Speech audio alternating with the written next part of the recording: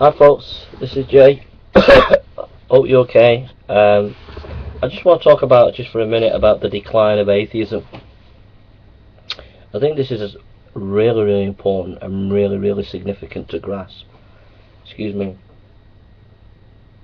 But the thing that I want you to grasp is this, is that a lot of the atheists on YouTube and Iron Ra and Thunderfoot and people like Richard Dawkins and Sam Harris and all these kind of atheist people, they portray that the big problem is religion, and that we've got to sort out religious fundamentalism and they attack religious fundamentalism. And this is the big issue for them and the big problem, and you know, they get all uppity about it, and this is what we've got to deal with. But actually it's a sign of decline of Western philosophy.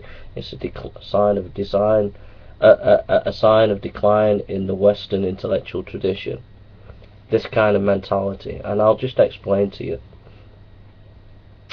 In the Western intellectual tradition, we've had a long history of philosophers such as Hobbes, Immanuel Kant, Rousseau, Voltaire, Nietzsche, Bertrand Russell, Wittgenstein, John Stuart Mill, not going in order now, Pascal, Descartes. We could go on and on back and forwards in Western history, but Spinoza, etc., Kierkegaard, etc., right up to Sartre, to etc. Okay, now in that Western historical tradition, there have been certain themes that have been important for discussion about what is it to be human, what is the meaning and purpose of life, ethical issues, other philosophical issues that were discussed, etc. But as you go on in that sort of historical lineage, there came a point where people like Wittgenstein and the analytic language tradition just felt like, you know, there's no point in talking about the big issues anymore. We'll just talk about language, and they were analysing language. So that was a major crisis in the philosophical tradition there, because people are just being bogged down by talking about language and not the big issues.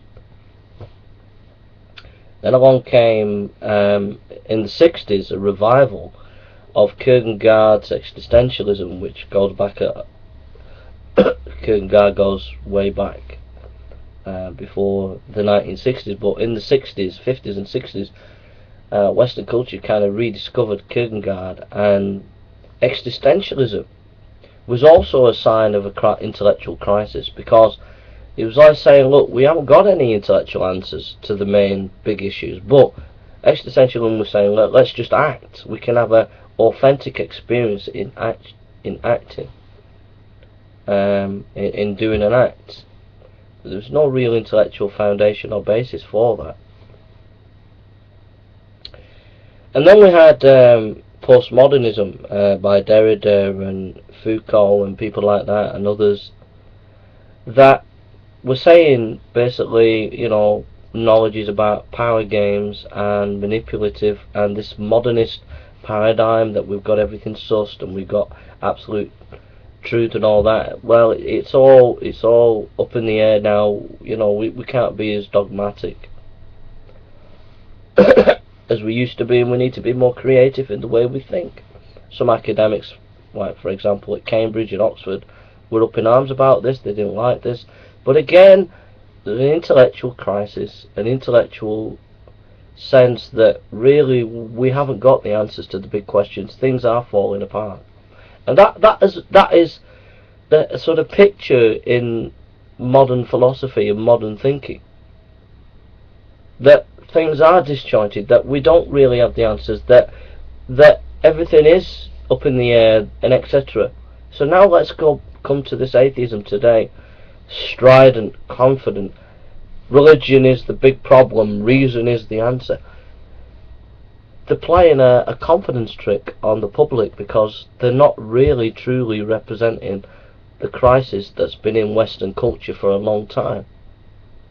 There is an epistemological crisis, and has been, in the Western intellectual tradition for a number of years now. But these militant atheists are hoodwinking young people and not really allowing young people to actually explore the fact that as you explore philosophy, as you explore the Western intellectual tradition in its historical context, we have been in a crisis for a long time, and the West has not been able to answer the big questions that it's been posing.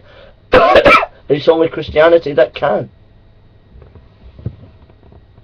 So when you see these atheists banging against religion, it's actually a sign of desperation, a sign of deterioration within the Western intellectual tradition, because when you start attacking people like that, really, in the end, it means you haven't got any answers yourself.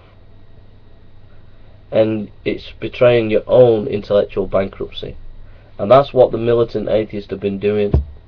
They've been attacking religion relentlessly, but not telling the public the reality of what is that the Western intellectual tradition has been in crisis, and is in crisis.